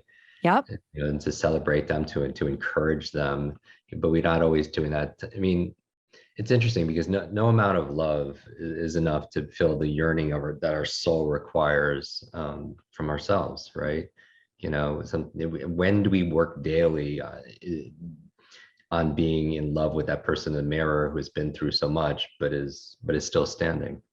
Yeah. And think about some of the habits that we know based on research change your life. Meditation. Meditation is profoundly important. The benefits you talk about all the time. Meditation develops self-awareness. It also helps you learn how to be non-reactive to your thoughts, but it doesn't change your default thoughts. Gratitude, also hugely important, tremendous benefit. Yes, you should have a gratitude practice. However, almost all of us, when we practice gratitude, we think about things outside of ourselves. that we're grateful for. And so the high five habit is about bringing the power back in house. It's about giving you a science-backed tool that will teach you through a simple action how to support, how to love, how to encourage, how to celebrate yourself every single day. And let me explain the science, because this is where things get crazy. The reason why this works is because of the programming that's already in your brain. So you have a lifetime of giving and receiving high fives. In fact, Jim, when somebody high fives you or you high five somebody else, what does the gesture alone of a high five tell somebody else? That they are extraordinary, they are amazing, congratulations, you know, you're winning, you know. Exactly. You don't ever high five somebody and say, I hate you. You always high five and are like, I love you. We got this. No problem. You're, go get them. You're going to win. Even if somebody just blew it, you high five them and it's like, shake it off. Come on. I still believe in you. Let's go. And so all of that programming is right here in the interior of your brain. It's in your basal ganglia. It is in your subconscious. It is sitting there and it is married to the action of high fiving. So what happens is when you stand there, you set this intention, you're with yourself, you see yourself, you feel the resistance, you ignore the resistance, you go to high five yourself. Your brain's like, oh, I know what this gesture means. It activates the subconscious programming. It silences the critic and the beatdown. You can't think anything but positive thoughts. It's impossible neurologically because of the programming already in your brain. And then over time, if you do this, give me just 5 days. You do this 5 days in a row, fight through the weirdness because it's new and the resistance because you have the opposite habit. You judge yourself, you reject yourself. When you high five yourself, it silences that. It activates the programming that's already in your brain and it starts to marry it with your own reflection. And that's not all. I talked to our buddy, Dr. Amen, the other day. He went bananas when he heard about this. He's like, Mel, holy cow. Do you realize you also get a boost in your mood because when you high five other people, you get a dopamine drip. So you get a dopamine drip when you do this to yourself. He also said, you know how when you come into the bathroom and you're kind of dragging in the energy and when you high five yourself, whether it's because you laugh or because you just kind of feel good, you get this little like pep in your step. So you start your day feeling slightly more energized. I'm like, yeah, Dr. Amen, tell me about that. He said, well, that's your nervous system. Your nervous system is encoded with celebratory energy. When you cross a finish line, you raise your hands. When your favorite team scores, you raise your hands. When you say hello to somebody, you raise your hands. When you hug somebody, you raise your hands. When you high five, you raise your hands. Your nervous system remembers it. That's where the energy comes from. The coolest thing about the high five habit, Jim, is the programming is already in you because you've been doing this your whole life for everybody else. Yeah. And we are hardwired for this. Hardwired. In fact, when you were born, DNA in your DNA was celebration and joy. Little kids, when you see them in front of a mirror, they don't step back and go, my thighs are fat. Man, I'm a loser. They don't do that. They spin, they high five the mirror, they kiss the mirror, they love themselves. This is your birthright. It was your life experience that taught you to judge and reject yourself. And I'm here to tell you this simple habit of standing before the mirror and raising your hand and high-fiving yourself like you so willingly do for everybody else. Yeah. You don't have to say a thing. You can have resistance. You can feel that it's weird. You can literally reject it in your mind as you start to do it, and you will experience massive transformation as you complete the gesture because your mind is wired for this. You know, my husband, Jim, a lot of people know the story because it was his restaurant business failing that rocketed us into this personal crisis. And that's when I invented the 5-second rule. Well, his best friend and he worked at that restaurant business for 7 years. And at the end of the 7 years, they sold it for a song to a new investor. And our best friend, his business partner, was able to shrug and go, okay, well, that's entrepreneurship. I'm very proud of what we did. I'm proud of how hard we worked. And, you know, did we return the profit we wanted? No, but I'm still proud of myself. My husband couldn't do that.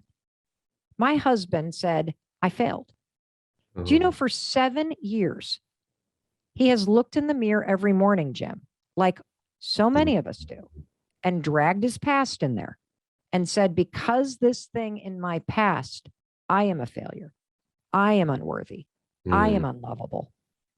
When I first started this high five thing in April of 2020 to pick myself up after getting fired from my dream job as a talk show host and in the throes of the pandemic and my kids in crisis and the world in crisis and just feeling overwhelmed, Chris couldn't do it. And the reason why he couldn't do it is the reason why everybody's resistant to doing it. It's because he was dragging all of that judgment and everything from his past into the bathroom every morning. And he was saying, because of that experience, I don't see a human being that's worthy of celebration. So if you've experienced trauma or abuse or discrimination, or you've been abandoned, or, you're a human being and you've done things you've regretted, or you wish you could change and you'd forgive Jim or me for it, but you stand in judgment of yourself, you will resist this because right now you see a human being who doesn't deserve celebration. If you're like Jim and I, and you are very much achievement driven, you may realize as you resist this that you don't celebrate yourself unless you've done something, unless you've worked out, unless you've got the money in the bank, unless you're driving the Range Rover, unless you fix that thing. And what I'm here to tell you is we got it all opposite, Jim.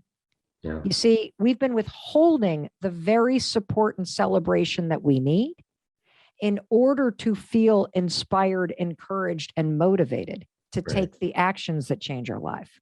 Hey, I'm Mel Robbins, and I'm going to teach you the 4 simple steps that you need to follow in order to manifest the right way, according to research and science. I'm so glad you're watching this. Manifesting is an incredible skill to develop in your life and to practice and build consistently as something that you do. My definition of manifesting is manifesting when you do it following the 4 steps you're about to learn according to research and science. What manifesting does is it trains your mind, your body, your spirit to align with what you want to achieve in life. Manifesting is a way to prepare or socialize your mind and your nervous system and your body to do the work that's necessary to getting what you want. And so the steps that I'm going to walk you through they're based in research, and what they're doing is they remove all of the obstacles that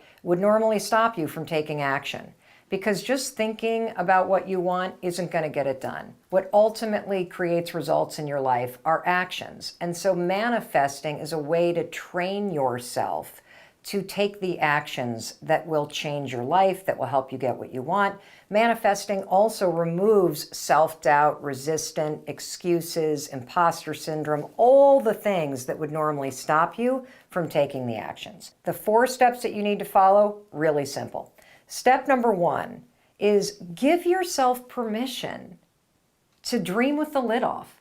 This is really important. And the reason why this is important is because I guarantee you that right now you are not even allowing yourself to fully dream or think about or set goals that are truly aligned with what you deeply want in your heart.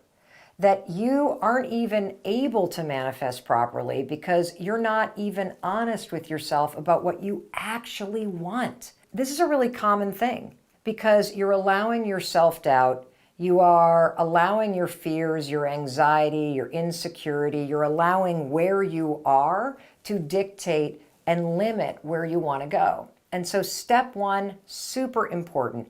You must allow yourself, give yourself permission to start dreaming with the lid off. Now, the scientific reason why this is so important is because you have a filter in your brain called the reticular activity system. I write about the RAS for short, the reticular activity system, extensively in the High Five Habit.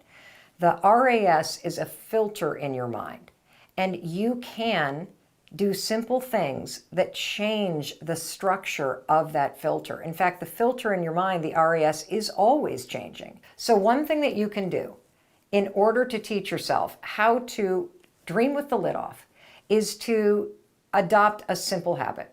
Every single morning, I do a very simple thing. I write down 5 things that I want. That's it. When I start my day, after I get up when the alarm rings, I make my bed, I pull on my exercise clothes, I set an intention, I high-five myself in the mirror, I then go out into the kitchen, I crack open my high-five journal, and then inside the journal there are prompts that walk me through the steps of visualizing. And the first prompt is dream with the lid off. Set your spirit free. Write down 5 things every morning that you want. And this is important because when you get what you want out of your head and you physically put them on a piece of paper, research shows that you're 42% more likely to achieve those goals simply by writing them down. That's pretty cool. Secondly, your mind is paying attention. And when you take deliberate action and you write down what you want, you are signaling to your brain that you deserve to have these things. You are signaling to your brain that you do want those things. You're not just going to think about them. These are things that matter to you. And that helps train your mind to allow you to let the desires flow through you. Because right now, you're not manifesting properly because you're not even allowing yourself to dream with the lid off. So that's step number 1. You're going to start writing down 5 things that you want every single morning as a way to train your mind to let you dream freely. So a couple things about this little practice of writing down 5 things that you want every morning as a way to train your mind to allow you to dream again. First of all, you can write down the same 5 things every day. It's your list, your dreams. You get to do this how you want. The second thing that you could do is you could just write down different things every day. It doesn't matter because really what manifesting is manifesting as a way to train and prepare your mind, body, and spirit to help you. And if your mind is blocking you and your mind won't even allow you to fully want the things that you want, like, for example, maybe you want to be a New York Times bestselling author, but you won't even write that down because you don't think it's possible. If you won't even write it down because your self-doubt is stopping you, you're not dreaming with the lid off. And so this simple exercise, write down, I want to be a New York Times bestselling author. I want a house by the beach. I want to take my family to Disney World. I'd love to meet the love of my life. I'd like to climb Mount Kilimanjaro. I want to open a wine bar. I'd love to get in the best shape of my life. I'd like to do a handstand this year in yoga. I'd like my dog to start barking at the neighbors. Whatever you want, it doesn't matter. You're just training yourself to dream. And that's step 1. Allow yourself to want what you want. Step number 2 for manifesting properly according to science is you must visualize the steps that lead you to the thing that you want, not the end goal. This is a major mistake that people make. They manifest improperly because all they do is focus on the end goal. If you've ever made a vision board, think about what you put on the vision board. You put up just the beach house or the $1 million in the bank, or you crossing the finish line, or you launching that business, or you having the body that you want, or you driving the Maserati, whatever it is. The end goal is what you put up on a vision board. That is not what you're going to do when you manifest. If you start focusing on crossing the finish line of the marathon, that is a one-way ticket to being unmotivated and completely discouraged. In fact, research shows that if all you do is focus on the thing that you want and you just focus on that vision of you and your bikini body, or you with the love of your life on your arms, or you at the Oscars winning that award or the Grammys, what happens is because you've only focused on the end goal, you start to feel really unmotivated and discouraged because you're nowhere near it. That's where manifesting comes in, because we're not going to focus on the end goal. You got to pick something that you want in order to get started. But manifesting isn't about the end, it's about the bridge. It's about going from where you are here to where you want to go. Imagine that there is a bridge that connects where you are right here with what you dream about doing. Now that dream could be to be a Grammy Award winning singer-songwriter. That dream might be to have a family of your own. That dream might be to have a beach house or a ski house or to take a trip to Fiji. That dream can be whatever the hell you want it to be. But when it comes to manifesting, once you've given yourself permission to dream with the lid off and really want what you want, to feel the pull of that thing, now we got to talk about the path that connects where you are with where you want to go. And this is all about visualizing the little steps. There's a lot of research that proves why visualizing the steps is the most important thing that you could do. There was a study done at UCLA, for example, where they were researching manifestation and the power of visualization, and they broke students into two groups. And they had Group A, we're going to call these the vision board group. They had Group A close their eyes, visualize in their mind, and feel in their body themselves taking the test and then walking up to a board where the test's scores were posted and finding their name and seeing an A+. That's what Group A, the vision board group, were told to do, to visualize themselves achieving what they wanted. Group B, we're going to call these the hard workers. These students were coached in this research project to close their eyes and to visualize going back to their dorm room, sitting down at the desk, and studying, and staying up late, and putting in the work, studying and preparing for the tests. Now let me ask you a question. Which group do you think did better on the actual test? Was it Group A, the vision board group, who were taught to visualize and picture themselves walking up to a board and seeing the A+? Or was it Group B, the hard work group, the group that was taught to close their eyes and visualize and seeing themselves doing the work to study for the test? Well, if you answered Group A, you're wrong. If you answered Group B, you got the correct answer. The reason why Group B, the students who visualized studying for the tests, got better test scores, is because when you visualize yourself doing the work, visualizing it leads you to doing the work. And it's only through actions that you will get the result that you want. Preparing your mind and visualizing yourself doing it lowers your resistance and leads to you taking the action. That's why manifesting works. You know, the same is true in sports. There's all kinds of research in sports psychology. In fact, our Olympic athletes for the US Olympic team, they hire sports psychologists to train our top Olympic athletes, particularly after they've been injured, in visualizing themselves competing. When you coach an athlete to mentally rehearse every single detail about going through the competition, you are training the mind, body, and spirit to show up and dominate. This is particularly true for athletes after they've been injured and they're stepping back into competition. If you've been injured in competition, you're naturally going to feel anxious. You're naturally going to be nervous. Your brain and nervous system circuitry is now programmed with the intensity from that injury, the memory from the injury. So of course it's natural to bring that into your pre-competition feelings about it, right? So manifestation properly, remember what it is? Manifesting is preparing your mind, body, and spirit to do the work. It's aligning your mind, body, and spirit with what you want. It removes the obstacles that would normally stop you, which then prepares and motivates you to take the actions to succeed. So in the case of athletes who visualize themselves and see themselves doing all the steps over and over, they're removing the nerves. They're removing all the programming related to the injury. They are preparing their mind, body, and spirit to go in and frickin' dominate. And so are you, because that's step 2. You gotta see it. The third step is you're gonna feel in your body what it feels like to do the work. So let's go back to the research project at UCLA.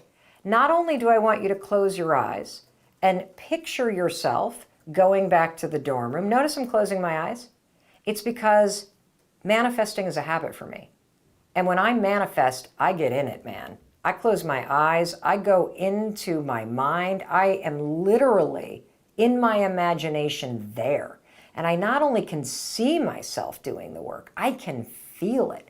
You can feel what it's like to walk into that dorm. You can feel what it's like to sit down. You can feel the heavy backpack hit the table. You can feel yourself crack open that book.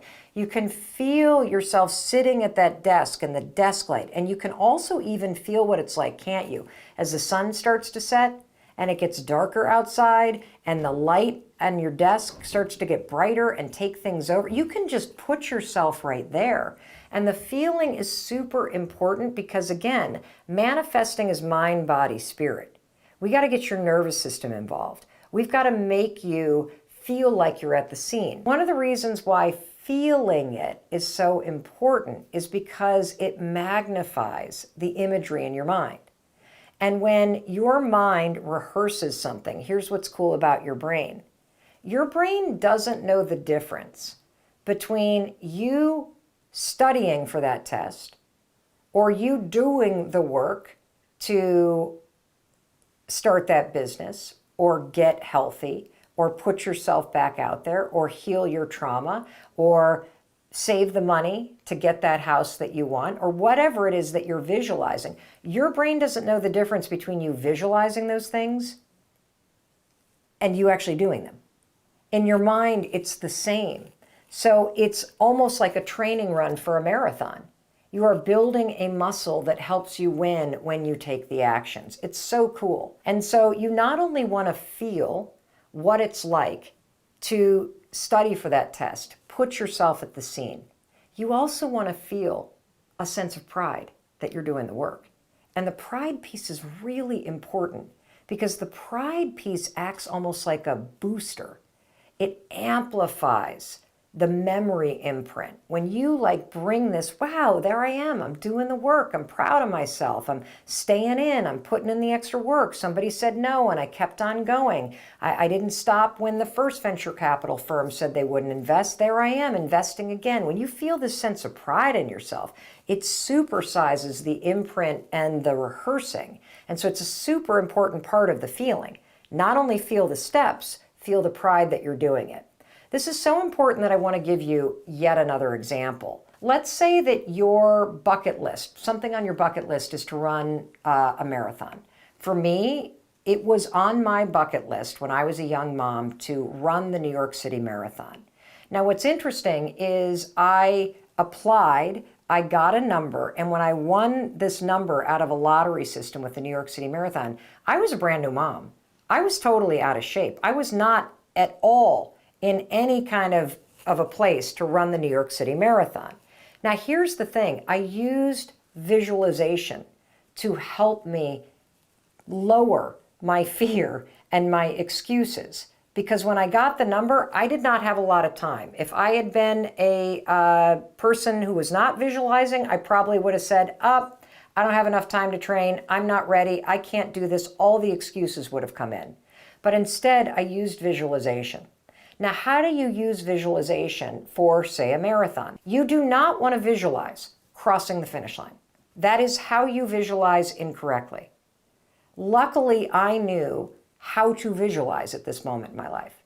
You need to visualize yourself going from 0 to preparing to run that race. So what does that mean? That means you need to visualize, there I am. It's 5 o'clock in the morning. I don't feel like getting up, but I'm getting up and I'm putting on my sneakers and it's dark out and I don't feel like going for a run, but there I am going out the door alone in the cold. Wow, I am going for, I'm pretty proud of myself because I'm training. Here's another thing you could visualize. I'm on a training run, it's mile 7 and it starts to rain and I keep going. Wow, I'm wet and I'm still running. I'm proud of myself because I'm out there training. It's mile 11 and my earbuds just lost battery. I don't have any more music. I got 5 more miles to go. I'm out here for almost another hour. And I continue going. And I continue going. And I see myself completing that 16-mile training run. And I allow myself to not only feel what it feels like to push through that moment when those earbuds run out of battery, but I also feel proud of myself for pushing through. That's how you prepare yourself for the thing that you need to do, because it removes the obstacles that would stop you from pushing through at mile 11 when your earbuds run out, because you've already rehearsed the moment in your mind. And then finally, step 4, and this is where a lot of people, not naming names, but this one is like really important. You need to do the work, okay? You got to do the work, because it's only through your actions that you will accomplish what you want. Let's say that you've always wanted to climb a particular mountain, okay? There's a mountain called Haystack. It's not even that tall, so I should probably pick a bigger one, but let's just call it Haystack Mountain. You've always wanted to climb Haystack Mountain. You pull up to Haystack Mountain, and you get out of the car, you park at the, National Forest parking lot, and you make the mistake of looking up at the mountain, which is the end goal, right? And you notice it's up in the clouds. And then you start to think, oh my God, that's a really far way away. I don't really know how I feel about doing this anymore, because that looks like it's going to take a really long time. And then all of a sudden it starts to rain. And you go, I don't think I want to do this, because I don't think I feel like doing this. And next thing you know, you are back in the car, driving back down the road to that little diner that you saw. And instead of climbing the mountain that you've always dreamt of climbing, you've now come up with an excuse, and you have abandoned ship. You now have literally become your own obstacle. You talked yourself out of it. You started to doubt yourself. You told yourself you weren't ready and that you didn't feel like it. You pull the ripcord, you're out of there. In order to have what you want in life, you must stop staring at the top of that mountain. You must stop creating excuses for why you can't or don't feel like it. And you must put your head down and look at the first step in front of you. And then you must take the action and start walking toward what you want. And it'll be a hell of a lot easier for you to do that if you have also been putting in the time every day consistently to not only see yourself walking up that trail step by step, but that you have felt yourself pushing through the resistance, the fear, the obstacles, the excuses that are stopping you now. And feel proud in every fiber of your being as you push through those obstacles and see yourself and feel yourself doing the work. That's how you manifest properly. And if you do that before you pull into the national park parking lot, if you look up at that mountain and you see clouds and it starts raining, it won't matter, because you've already rehearsed this moment in your mind, body, and spirit. And you, my friend, will start walking up that trail. And you're going to be proud. That's how you use manifesting to get what you want. That's how you leverage all the science and research to train and prepare your mind, body, and spirit to help you get what you want. And that's how you hack the motivation and inspiration that you need to take the actions that get you everything that you want and deserve in life. Hey, it's Mel. Thank you so much for checking this video out. And if you like this one, I have a feeling you're going to like this one too. I'll see you there.